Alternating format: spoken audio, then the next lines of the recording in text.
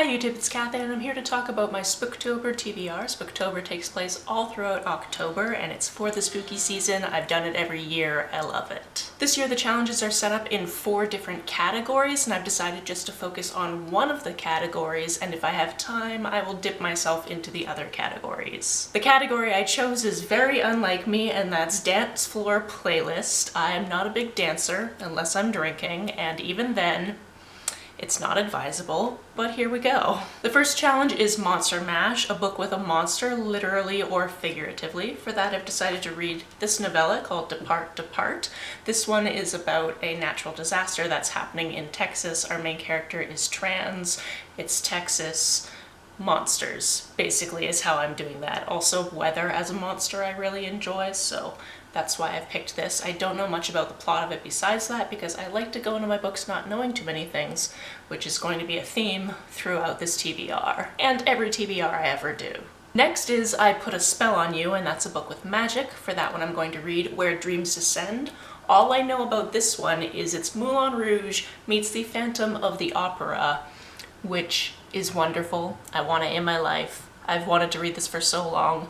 I did get this from the publisher in advance, and then I was away from it because I was here, it was in my house.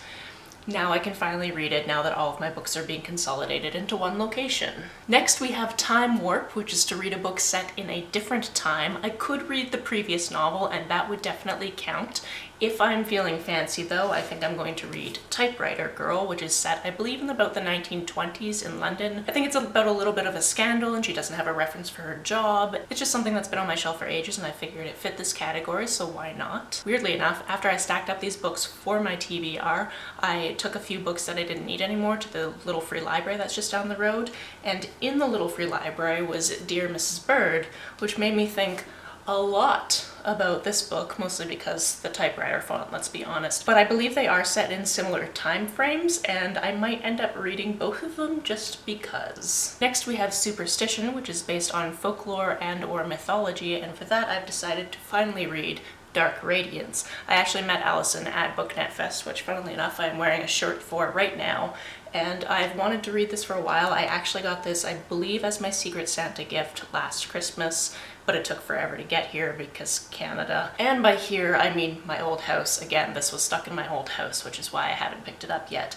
All I know about this one is it has to do with angels and fallen angels, and I figure that fits the mythology classification. The last song on this playlist is Thriller, and for this prompt, you need to read a thriller. I've decided to pick up Like Never and Always. All I know about this is it is a thriller. I like to go into my thrillers not knowing anything about them.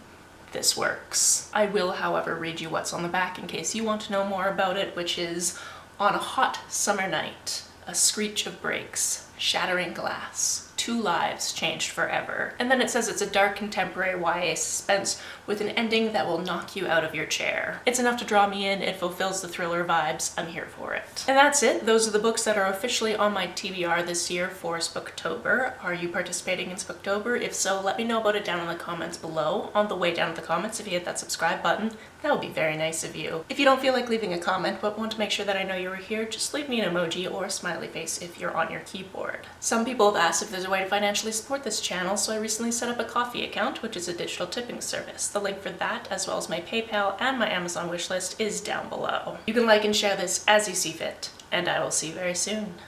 Bye!